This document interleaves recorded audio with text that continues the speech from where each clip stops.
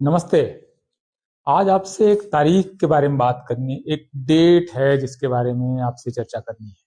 और ये डेट काफी महत्वपूर्ण तारीख है भारतीय लोकतंत्र के इतिहास में। हो सकता है कि इसे उस तरह से दर्ज न किया जाए क्योंकि कई चीजों का महत्व बहुत बाद में पता चलता है, लेकिन ये एक ऐसी चीज है जिसका मुझे लगता है कि बहुत ज्यादा इंपॉर्टेंस है लोकतंत्र के लिए, नागरिकों के लिए, सरकारों के लिए। और वो तारीख है 28 जनवरी 2024 का दिन। इस दिन क्या हुआ था ऐसा जिसकी वजह से मैं इसको भारतीय लोकतंत्र के इतिहास में, भारतीय लोकतंत्र के जीवन में एक महत्वपूर्ण दिन के तौर पर इसको मैं क्यों दर्ज करना चाहता हूँ। देखिए, एक सामान्य सा दिन था। सर्दियां, मतलब उत्तर भारत में सर्दियां और बाकी जगह जैसा मौसम होता है वैसे ही मौसम। कोई कह सकता है कि असामान्य क्या था, क्या ऐसा अद्भुत था, क्या विचित्र था, क्या एक्स्ट्राऑर्डिनरी था। देखिए, उस दिन भारतीय लोकतंत्र में जनता और सरकार के बीच के संबंधों को नए ढंग से डिफाइन किया गया। घटना क्या थी उसको समझिए और उसके महत्व को समझने की कोशिश कीजिए। मैं भी अभी उसके इम्पोर्ट को, पूरे असर को समझने की कोशिश कर रहा हूं कि वो घटना किस तरह से भारतीय लोकतंत्र को डिफाइन कर सकती है, जैसा कि दुनिया के कई देशों में पहले हो चुका है। घटना क्या थी? भारत में एक संस्था है, universities grants commission, UGC.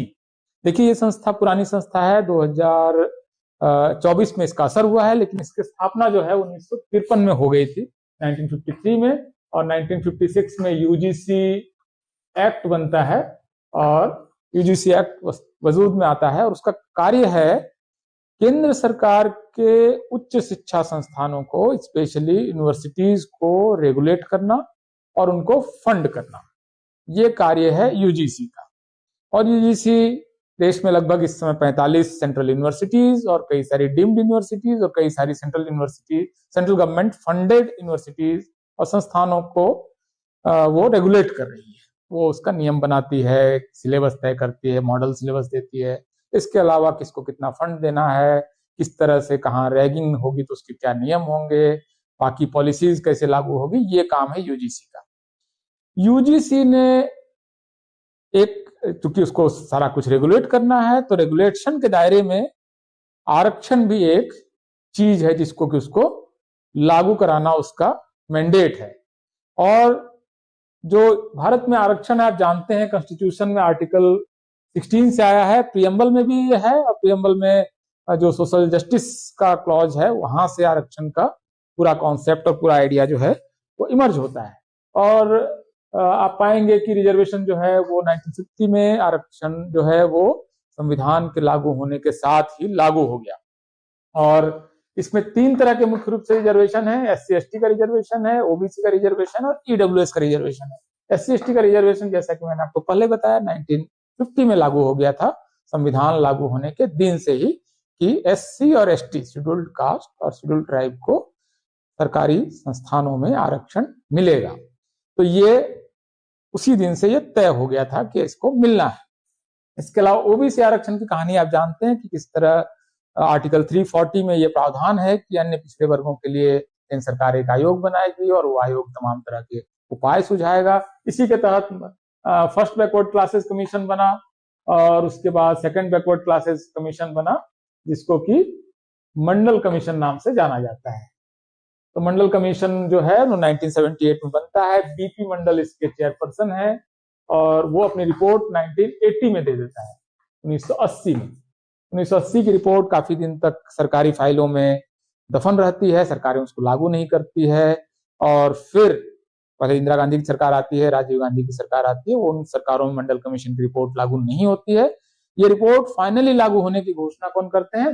BP Singh जब प्रधानमंत्री रहते हैं तो 1990 में घोषणा करते हैं कि पिछड़े वर्गों को आरक्षण दिया जाएगा सब केंद्र सरकार की नौकरियों में।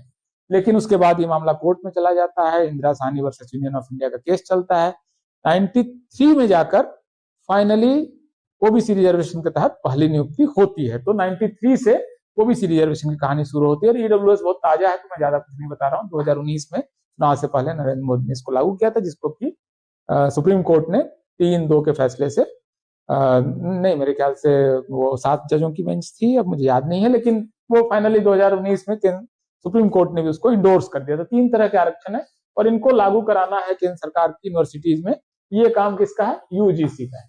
तो यूजीसी को ये लागू कराना है। काफी मैंने इसको फैला दिया है, लेकिन ठीक है, फाइनली आप इसको समझ पाएंगे कि यूजीसी को लागू कराना है। तो लागू कराने के लिए यूजीसी ने 2006 में एक गाइडलाइन बनाई थी। उसमें प्रोफेसर सुखदेव थोराट यूजीसी के चेयरपर्सन थे और उन्होंने एक बहुत सख्त कानून बनाया था कि रिजर्वेशन किस तरह से लागू होगा। तो इसके बाद लंबा समय बीत गया और ये माना गया कि यूनिवर्सिटी इसका उल्लंघन करती है, SC ST OBC के शिक्षक पदों पर भर्तियां नहीं हो रही हैं। केंद्र सरकार ने इसी अगस्त में संसद को बताया कि सिर्फ 4% बल्कि ओबीसी फैकल्टी है केंद्र सरकार के शिक्षा संस्थानों में। तो ये पता चला, तो इसके बाद से काफी चिंता जताई गई। एक कमेटी बनाई गई, एक कमेटी यूजीसी ने बनाई कि ये कमेटी बताएगी कि किस तरह से SC ST OBC और EWS का आरक्षण लागू होगा।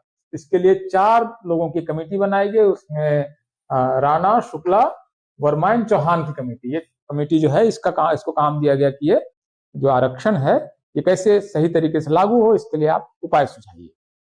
उन्होंने अपना एक ड्राफ्ट प्रपोजल बनाया, बहुत सारी चीजें उसमें डाली और बहुत सारी चीजों के साथ एक ऐसी चीज डाल दी जो विवादों की जड़ में है, और वो है डी रिजर्वेशन ऑफ पोस्ट्स।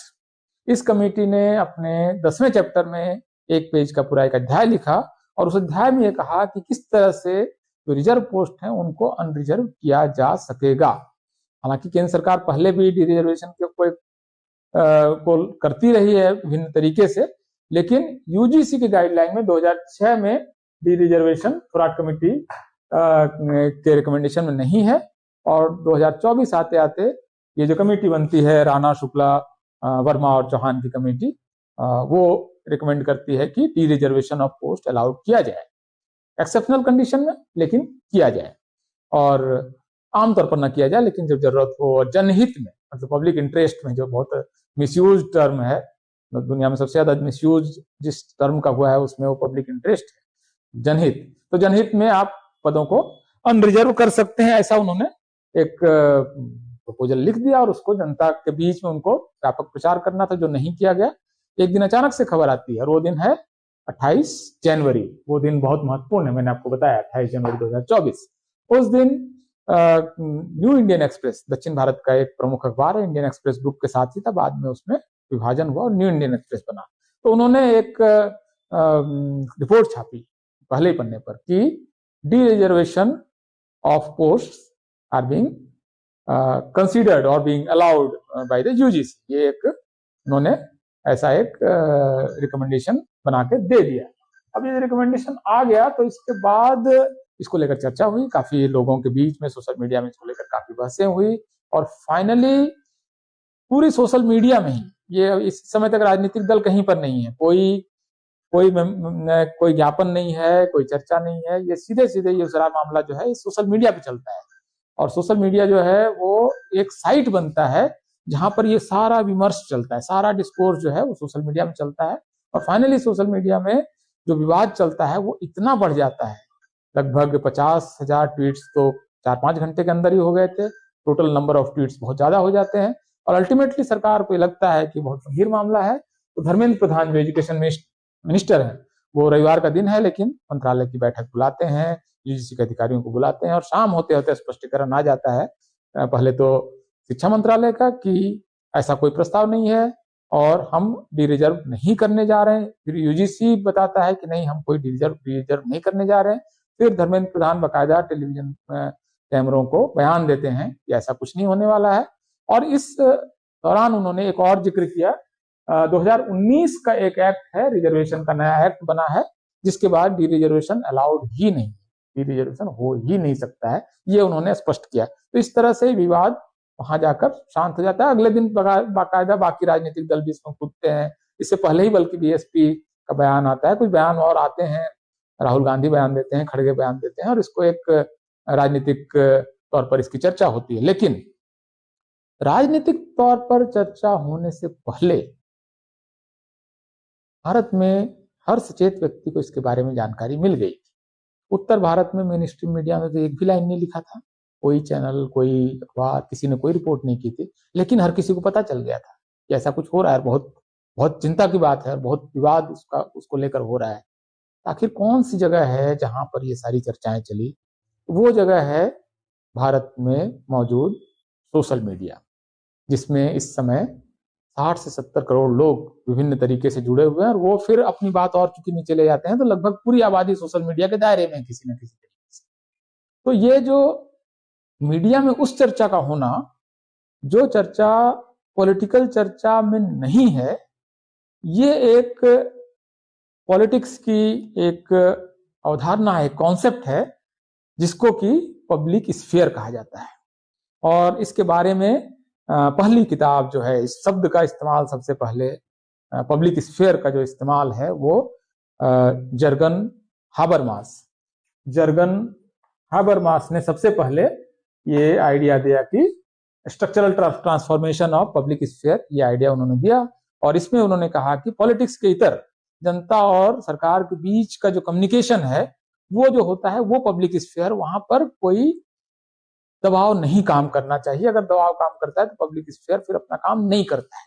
तो पब्लिक स्फीयर जो है वो पॉलिटिकल स्पेस नहीं है, वो संसद नहीं है, वो विधानसभा नहीं है, वो स्पेस है जहां पर लोग आपस में चर्चा करते हैं और सरकार उस इंटरेक्शन में किसी न किसी तरीके से शामिल होती है। पॉलिटिकल फोर्सेस जो हैं वो उसमें उसके बियॉन्ड ये चलता है। तो ये जो जगह है, उन्होंने उसमें कहा कि कॉफी हाउस है, लोग जहां पर एक साथ सुबह मॉर्निंग वॉक करते हैं, ये सारी जगह है जहां पर चर्चाएं होती, ओपिनियन बनता है, पब्लिक ओपिनियन बनती है। क्योंकि भारत जैसे बड़े लोकतंत्र में 140 करोड़ लोग हैं, ये एक दूसरे से मिलकर तो कभी ओपिनियन बना नहीं पाएंगे, तो इनके ओपिनियन कहाँ बनेंगे? वो ये साइट्स हैं। उसमें मीडिया का बहुत बड़ा रोल है, जो मीडिया है वहां पर ओपिनियन बनाई जाती है, और इसमें मैनिपुलेशन होता है बहुत तरीके से मीडिया में, और चर्चाएं तमाम तरीके से बनती बिगड़ती हैं। तो ये एक साइट्स हैं, ये एक चर्चा केंद्र है। अब ये लोकतंत्र जो है वो थोड़ा सा नीचे पर ट्रिकल डाउन हुआ है, क्योंकि स्मार्टफोन के आने के बाद और मोबाइल टेक्नोलॉजी के आने के बाद, इंटरनेट के आने के बाद और सोशल मीडिया साइट्स और एप्स आने के बाद बहुत बड़ी संख्या में इस तरह की चर्चाएं हो रही हैं, और ये चर्चाएं सरकार के डिसीजंस को प्रभावित कर रही हैं। ये महत्वपूर्ण है। तो पब्लिक स्फीयर जो है वो अपने एक नए शेप में है, वाइब्रेंट है, पहले के मुकाबले पहले ज्यादा रोबस्ट है, और यहाँ पर बहुत सारी ऐसी चर्चाएं हो रही हैं जो चर्चाएं अदरवाइज नहीं होती हैं। मतलब आप पब्लिक ओपिनियन फॉर्मेशन अदरवाइज कहाँ होता है, कहाँ, मतलब गांव की चौपाल में कितने लोग बैठ लेते हैं, और एक चौपाल में क्या हो रहा है दूसरे चौपाल वालों को कैसे पता चलता है? आज पता चल जाता है। यूजीसी के इशू पर 2 स्पेसेस हुए और मिलाकर उसमें 70 से 80 हजार लोग, मतलब उसमें उसको उन्होंने सुना। अब 70-80 हजार लोगों की जनसभा, आप क्या सोच सकते हैं कि सुबह एक घटना होती है, और क्या 70 हजार लोगों की जनसभा आप अदरवाइज कर सकते थे? लेकिन सोशल मीडिया में हो जाता है। तो ये जो सोशल मीडिया है ये लोकतंत्र को निश्चित रूप से विभिन्न तरीके से उसको प्रभावित कर रहा है, और ये पहले भी हो चुका है, बहुत जगह हो चुका है। जिस तरह से आपने इजिप्ट में हुआ, म्यांमार में हुआ, और कई सारे और मिडिल ईस्ट कंट्रीज में हुआ कि पब्लिक स्फेयर में, मतलब जो सोशल मीडिया है वहां पर चर्चाएं हुई। फेसबुक जो है उसने बहुत मेजर रोल उसमें प्ले किया, विभिन्न तरीके के इस तरह के सरकारें उसको लेकर कई जगह सरकारें बदली आगे चल के। तो ये जो सोशल मीडिया है बहुत इंपॉर्टेंट है, और पब्लिक ओपिनियन मेकिंग की ये इस समय की प्राइमरी साइट है, सेंट्रल साइट है, जहां पर पब्लिक ओपिनियन जो है ओपन और बिगड़ रहा है। तो इसको मतलब अब ये खेल नहीं है, अब ये बहुत सीरियस मैटर है, बहुत सीरियस अफेयर है, और इसको इसी तरह से लिया जाना चाहिए। और अच्छा है कि भारत में बहुत बड़ी संख्या में लोग इसमें जुड़े हुए हैं। ये मतलब पहले एक समय जब सोशल मीडिया शुरू हुआ था तो लोग अपना आइसक्रीम खाने की फोटो और अपनी अच्छी ड्रेस के बारे में बताया करते थे, लेकिन अब ये एक गंभीर जगह है जहां पर बहुत बड़े जो डिसीजंस हैं उसकी एक तरह से आधार भूमि तैयार हो रही है, एक ग्राउंड तैयार हो रहा है जहां पर जिसके बाद जिसका असर जो है वो पॉलिसी मेकिंग पर हो रहा है। तो बहुत दिलचस्प समय है। आप इस समय का आनंद ले सकते हैं अगर आप बहुत बुरे तरीके से इसमें कहीं पर प्रभावित नहीं हो रहे हैं, जबकि जनरली मतलब हो सकता है किसी को ये फैसला बुरा लगा हो कि ये क्या है कि 80 हजार लोग स्पेस पे आ गए और 70-80 हजार लोगों ने ट्वीट कर दिया तो सरकार ने पॉलिसी में असर पड़ जा रहा है, ये क्या हो रहा है? कोई मतलब जिसको इस फैसले से शिकायत है उसको दिक्कत हो सकती है, लेकिन अदरवाइज ये एक बेहतर संकेत है कि इससे सरकार ओपिनियन को पकड़ रही है, हो क्या रहा है, समाज में चल क्या रहा है, सतह के नीचे क्या चल रहा है, और ये अगर नहीं पकड़ेंगे तो बहुत बड़ी बड़ी गलतियां होंगी। 2018 में SC/ST एक्ट पर सुप्रीम कोर्ट का एक फैसला आ जाता है और 2 अप्रैल को भारत बंद हो जाता है और 500 शहर बंद हो जाते हैं और उसमें 12 लोग की जान जाती है, लोग उसमें मारे जाते हैं, वो आमतौर पर पुलिस और विरोधियों की हिंसा में। अगर सरकार को इस ओपिनियन के बारे में सीरियसली, अगर सरकार ने उस ओपिनियन को पहले से ले लिया होता, उनके वो सूत्र होते सोशल मीडिया को ऑब्जर्व कर रहे होते, तो उनको पता होता कि इतना बड़ा आंदोलन होने वाला है। और जब बाद में उन्होंने फैसला बदला कि संसद में जाकर उस एक्ट को जो बदलने की सुप्रीम कोर्ट ने कोशिश की तो उसको निरस्त किया गया। सुप्रीम कोर्ट को भी समझ में आया कि संभव नहीं है, इसको गलत हो जाएगा, तो उसको उन्होंने भी अपने फैसले को पलट लिया। ये काम पहले हो सकता था अगर वो ओपिनियन को ध्यान रखते और ओपिनियन को ध्यान में रखकर अपने फैसले करते। तो ये एक ऐसी जगह है जिसको कि सरकारों को भी बहुत गंभीरता से लेना चाहिए।